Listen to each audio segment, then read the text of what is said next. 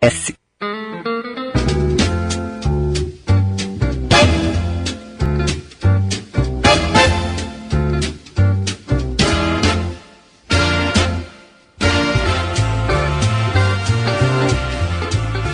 O Sala de Debate tem o prestígio comercial de Sicredi.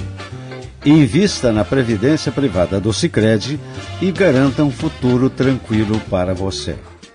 Parque Hotel Morotim, o local ideal para o seu evento. Eu vou contar o milagre, mas não vou informar o santo. Mas o que disse o Claudemir a respeito de um parente seu, que é policial aqui, eu achei assim, pena, né? Pena que não dá para... Mas eu disse antes do que não dava para... poderia no intervalo, porque não dava. Não dá, realmente não dá para se levar o microfone. Mas o comparativo desse parente dele entre a diferença entre o Sartori e o Leite é espetacular. Leonardo Trevisan Pereira é o nome dele. É o nome do... Claro que a frase não é dele. Ele disse, nós aqui da polícia entendemos isso. Não sei se quem é a frase. Se disseminou, mas é muito boa. Uma figuração. Não posso dizer, mas é uma pena. É muito boa. Em off, se alguém me der 100 pila, para cada um que depositar 100 pila, eu conto. Até eu por 50 já conto. Viu? É que você inflacionou. Não, é que tu é o Leite e ele é o Não, negativo. Não. Por isso vai cobrar 50. Não. Que barbaridade. No fim vamos ter que contar. Eu não vou contar nada. Eu também não quero conto. dizer uma coisa pra vocês com todo o afeto, mas muita fraqueza. Vocês não valem nada. Não valem nada.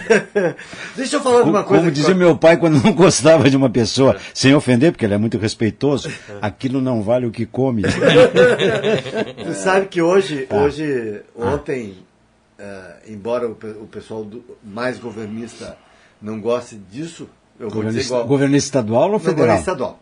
Estadual. Eu sempre que... essas questões nacionais não me atraem muito. Eu prefiro as estaduais e, sobretudo, as locais. Mas isso sou eu. Calma que tu vai ter serviço. Não, mas eu está sempre chegando aí. Eu sempre tenho. Sim. Né? Muito bem. Mas eu queria dizer o seguinte, que apesar dos governistas estaduais não gostarem muito, o grande responsável pela mudança de ideia do governador foram dois, como diria um amigo meu. Um era a virtual impossibilidade de ver aprovados os projetos. Porque se tivesse certeza que os projetos seriam aprovados, ele tocava a ficha.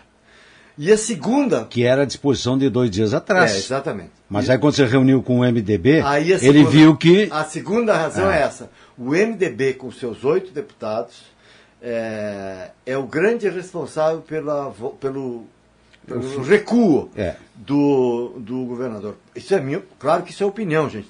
Eu concordo. Mas eu vou concordar contigo. E aí é o seguinte... Finalmente concordamos. E eu percebo nisso depois o sintoma de algo que eu queria... E aí é o seguinte, por quê? Porque o prefeito, o presidente, o governador, não obstante a sua habilidade, a sua verborragia, a sua facilidade de papear, ele não se deu conta, e foi um erro terrível, que pelo menos um dos projetos estratégicos dele, que tem a ver com a previdência dos militares, que é dos civis, vai ser tratada hoje. Que muda a tabela. As alíquotas, né? As alíquotas. Não sei de desconto. E há uma mudança lá em relação aos militares. É uma proposta de emenda. E a emenda precisa de 33 votos. E os 8 votos do MDB, se não forem conquistados, o governo não chega no máximo a 32. Isso sem contar outros eventuais dissensos. Portanto, foi inábil, no mínimo, o governador que é tão, digamos assim, de falar, manda sem falar fácil. Eu acho que aconteceu o seguinte, viu, Claudemir? É que ele foi mal informado, porque quando ele se reuniu com o MDB disse para ele como as coisas poderiam funcionar. Aí ele recuou. Mas ele estava, pelo que eu entendi da fala dele, e ouvi toda a entrevista dele, não, ele queria ferro e fogo porque ele se julgava no domínio da situação e de que o bloco de apoio ia consolidar e ia confirmar. Isso é uma coisa. A segunda questão, quando ele viu que não tinha tanto apoio, ele recuou. A segunda questão hoje é um bom teste para saber quantos votos afinal o governador tem. Porque deverá aprovar, mas eu quero saber exatamente quantos tem por causa dessa emenda constitucional.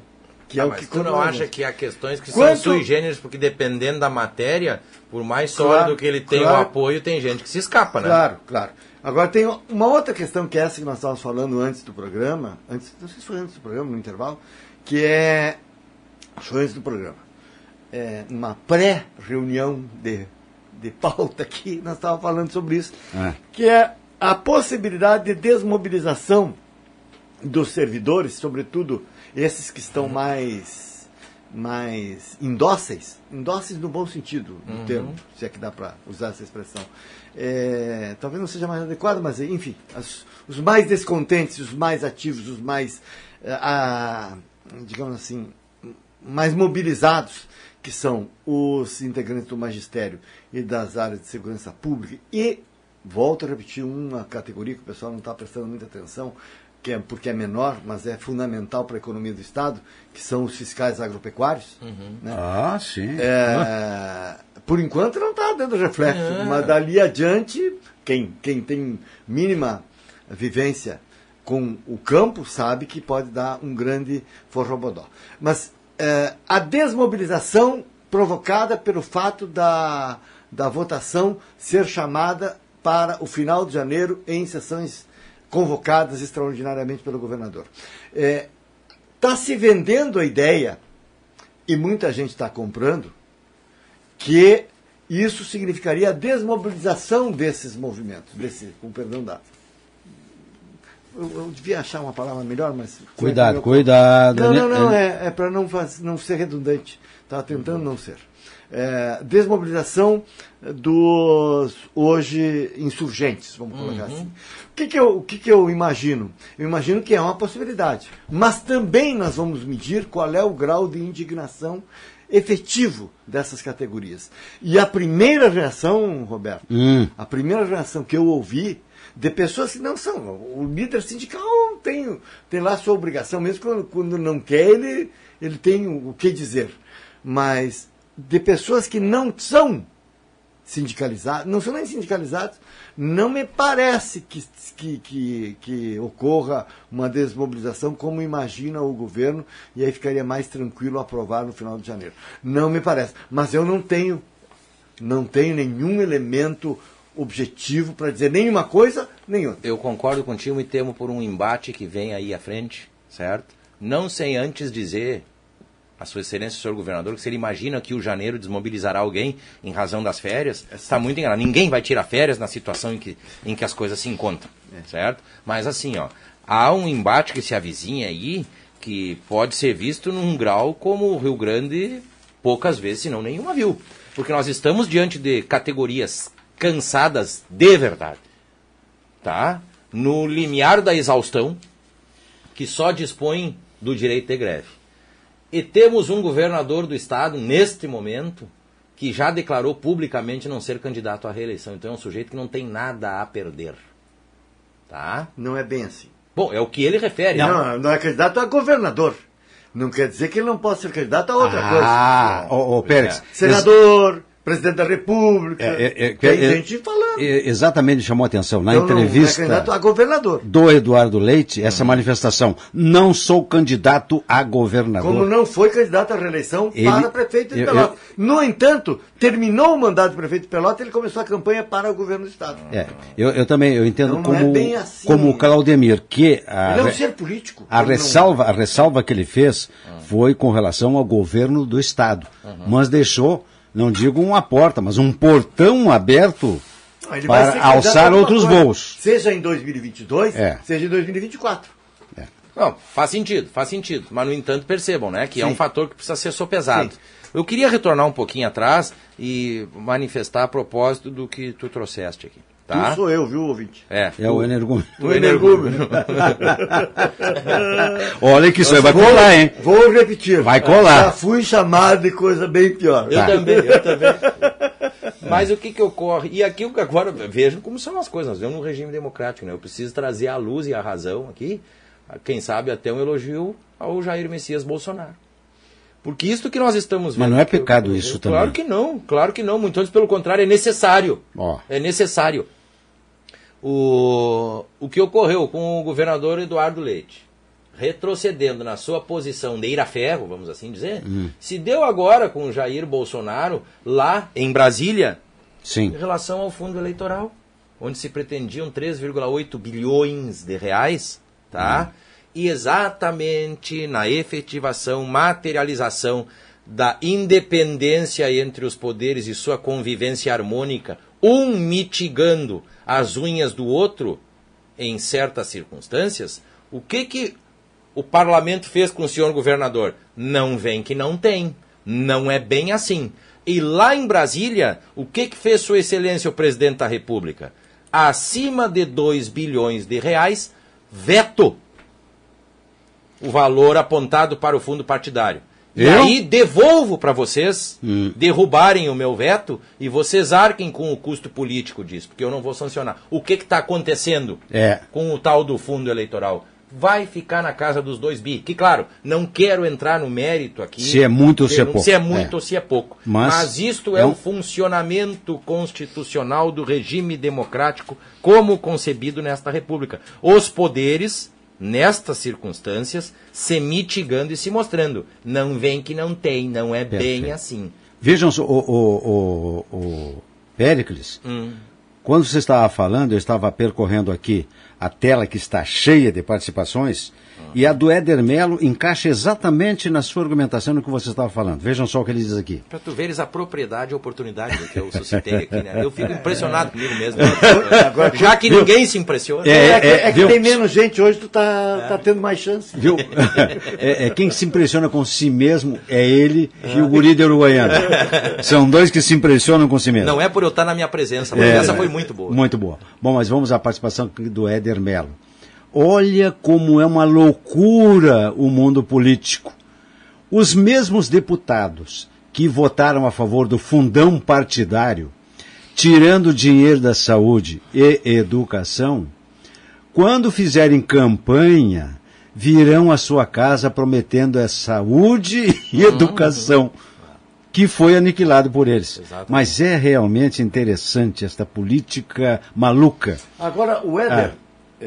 não discordando dele, com a memória que a gente tem, essa eleição que ele está se referindo vai ser daqui a 3 anos.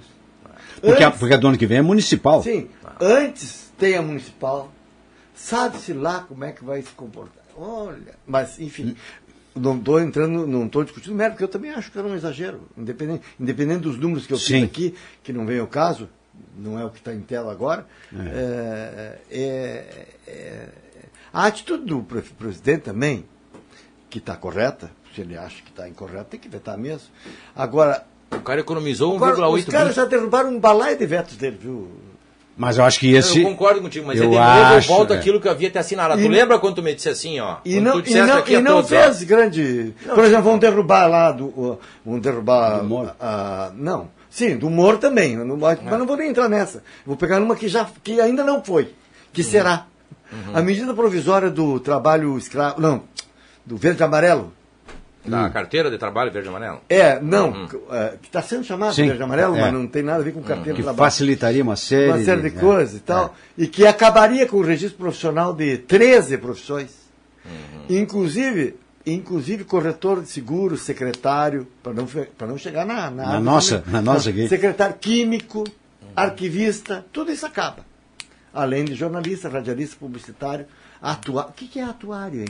Ontem eu li a matéria, não sei o que é. O que é um sujeito... Não é de cartório, não? Não sei, mas é uma profissão regulamentar. Enfim, essa medida provisória, ou ela será recusada... Ela vai ser recusada em parte, inclusive de algumas dessas profissões, se não todas, derrogada a medida que desobriga o registro, ela pode caducar simplesmente. E aí não ser votada e perde o efeito. Sem falar noutra, que também é medida provisória, que também será derrubada, não sei qual. É tanta medida provisória que eu já me perdi. Mas é aquela do DPVAT. A do DPVAT vai ser um... Aliás, meu caro Calvítico, quero uma opinião sua sobre isso, com licença. Se eu antes puder elucidar o que o Google diz, o que não, é assim, ó.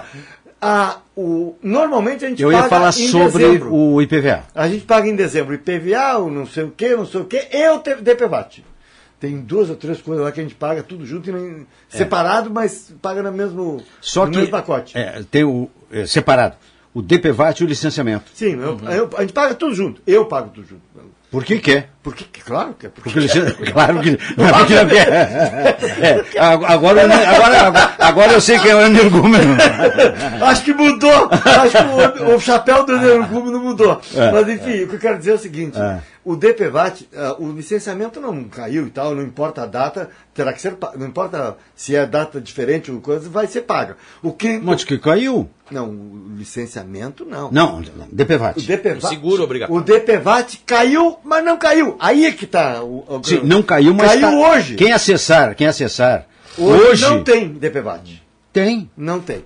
No meu, pelo menos eu entrei no Detran, não tem. Ué? Descobri que eu sou bom motorista há 3 anos, descobri que eu vou ganhar o bom cidadão. Vou pagar todas as descontos, claro. Vou pagar uma fortuna. Olha só a diferença. Aí ele chegou para mim, e você não vai ganhar esses benefícios? Não tenho nenhum deles.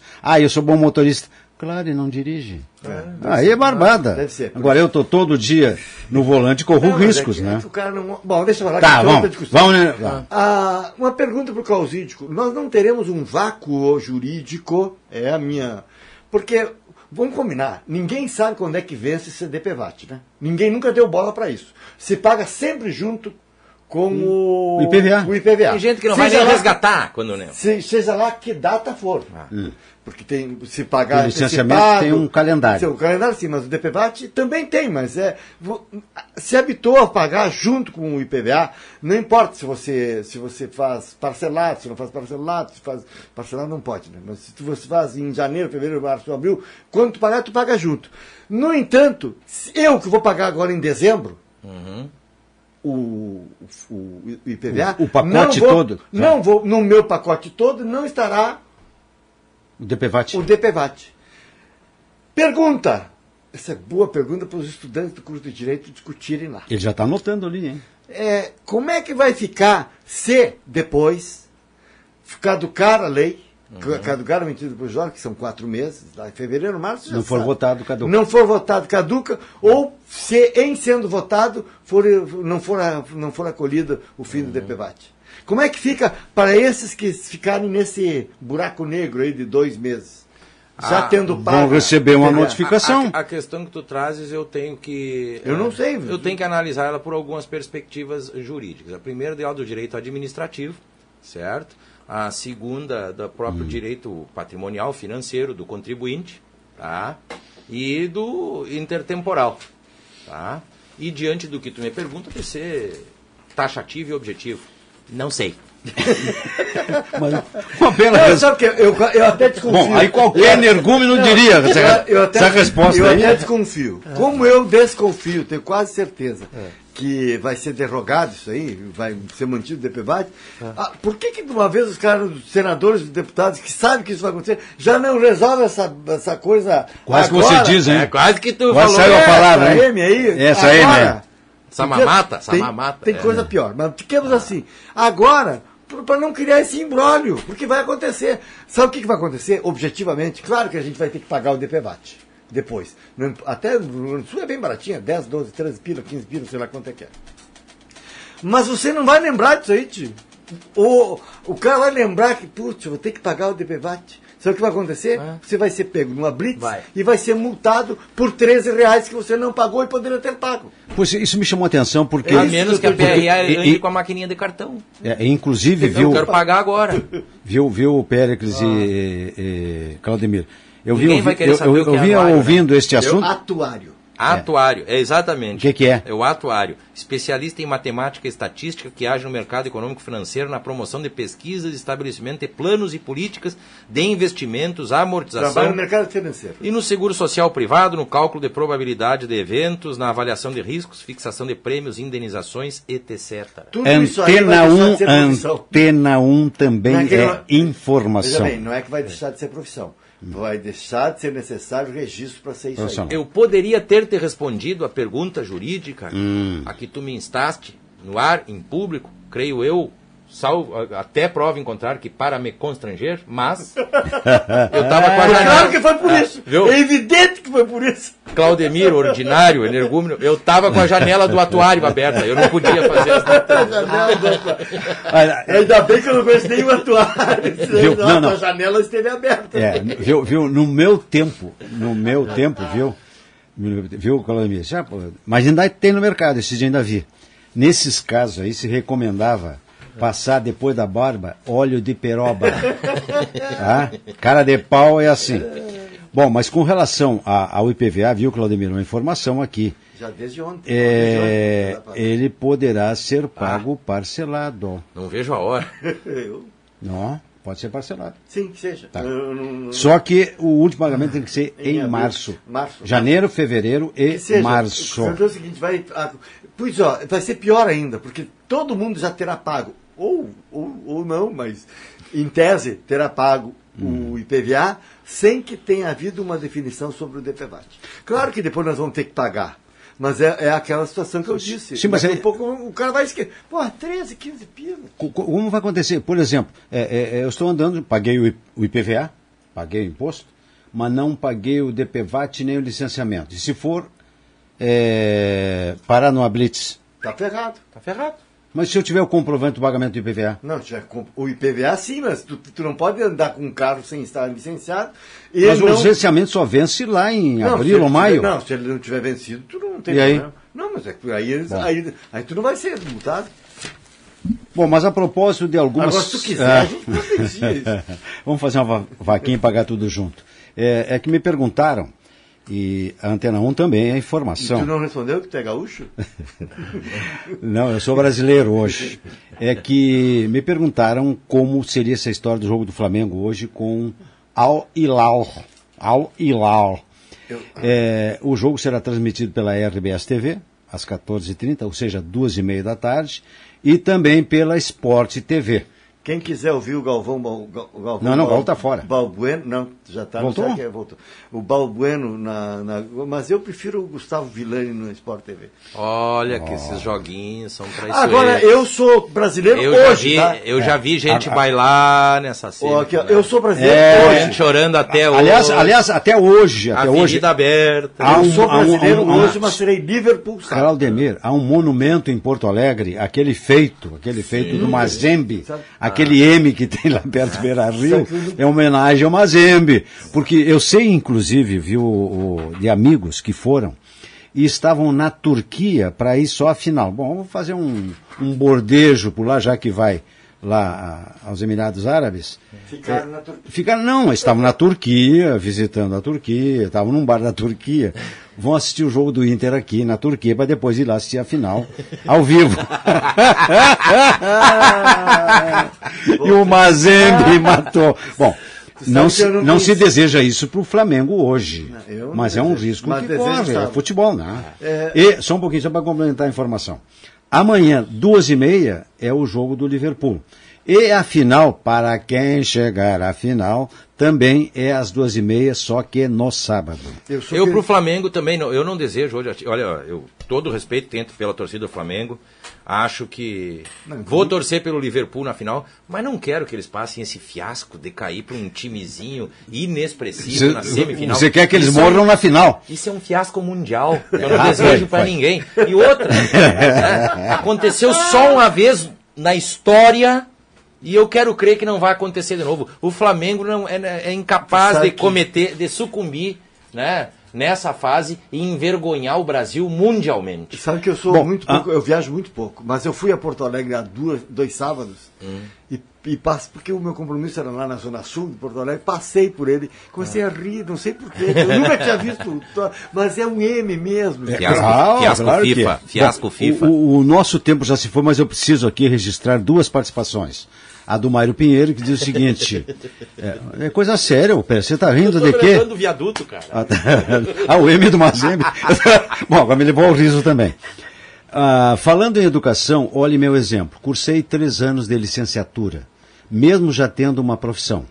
Quando me deparei com a realidade do plano de carreira do magistério, optei por não seguir essa profissão, essa nova profissão. Vejam como é a coisa.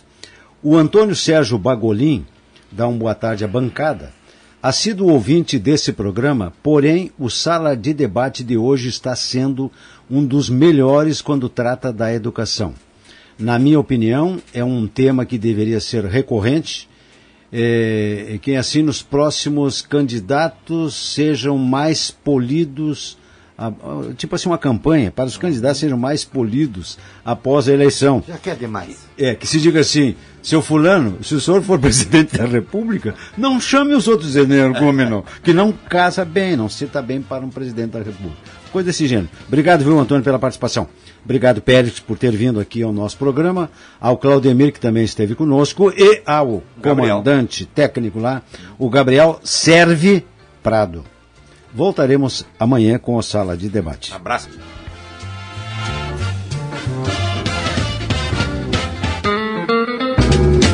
Sala de Debate. Oferecimento Sicredi. Venha fazer junto com a primeira instituição financeira cooperativa do Brasil. E Parque Hotel Morotim, o local ideal para seu evento.